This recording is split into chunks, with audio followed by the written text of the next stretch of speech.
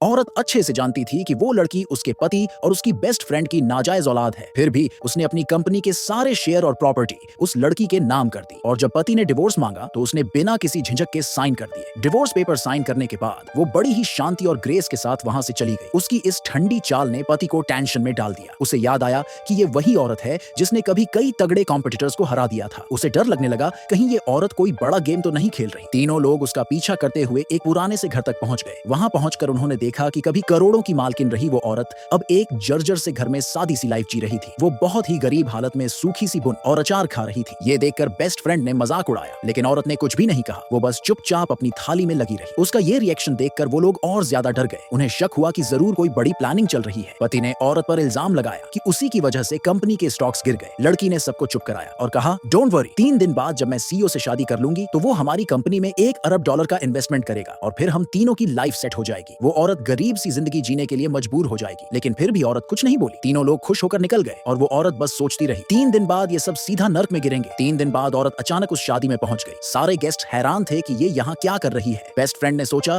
कि ये छुप कर आ गई है और वो बोली, यहाँ जितने भी लोग हैं सब रिच और रॉयल हैं, तुम्हारी कोई औकात नहीं यहाँ आने की। पति भी चिल्लाया कि इसे फौरन बाहर निकालो, लेकिन उस औरत ने कामली जवाब दिया, मैं इन्विटेशन लेकर आई हूँ। उसी वक्त लड़की गुस्से में अपनी शादी की ड्रेस पहनकर आगे आई और बोली कि उसने खुद सारे इन्विटेशंस एक एक करके भेजे थे, लेकिन उस औरत को कोई इनवाइट नहीं भेजा। इसलिए सबको लगा कि ये औरत जानबूझ के ट्रबल करने आई है। औरत ने कामली अपना इन्विटेशन निकाला और बोला कि उसे ये इनवाइट सीईओ ने खुद भेजा है। लड़की ये सुनकर शॉक्ड रह गई और उसे शक हुआ कि शायद औरत ने वो इन्विटेशन नकली बनाया है, क्योंकि सीईओ ने सिर्फ एक इनवाइट भेजा था अपने सबसे इंपॉर्टेंट इंसान को। गेस्ट भी आपस में बातें करने लगे कि सीईओ तो पूरे देश का सबसे रिचेस्ट इंसान है, उसका स्टेटस बहुत हाई है और वो किसी अनजान औरत को इनवाइट नहीं करता जब तक कि वो उसके लिए बहुत खास ना हो। तभी मर्द ने भी औरत से सवाल करना शुरू कर दिया कि आखिर उसका सीईओ से क्या कनेक्शन है और उसके पास वो इन्विटेशन आया कहां से। बेस्ट फ्रेंड को अचानक याद आया और उसने कहा कि जरूर इस औरत ने वो इन्विटेशन चुरा लिया होगा, क्योंकि उसकी करंट हालत देखकर तो वो सीईओ से कांटेक्ट भी नहीं कर सकती। जैसे ही लड़की ने सिक्योरिटी को बुलाया कि इस औरत को बाहर निकालो, तभी अचानक सीईओ खुद वहां आ गया और बोला, रुको। वो आदमी एक्साइटेड होकर सीईओ को इंट्रोड्यूस करने लगा कि वो लड़की का बाप है, लेकिन सीईओ ने उसकी तरफ देखा तक नहीं। लड़की की बात सुनकर उसे समझ आ गया कि इन तीनों ने मिलकर उस औरत को बुली किया, उसे इंसल्ट किया और फिर उस पर झूठा इल्जाम भी लगाया कि उसने इन्विटेशन चुराया। सीईओ का चेहरा गुस्से से कड़ा होता जा रहा था और लोग सोचने लगे कि अब औरत की खैर नहीं। तभी बेस्ट फ्रेंड ने जल्दी से सीईओ को खुश करने की कोशिश की और बोला, मैं अभी किसी को बुला के इस औरत का हाथ तोड़वा देता हूँ सजा के तौर पे। लेकिन सीईओ ने साफ कहा, इसने कुछ नहीं चुराया और फिर उस औरत की तरफ मुड़कर जोर से बोला, माँ।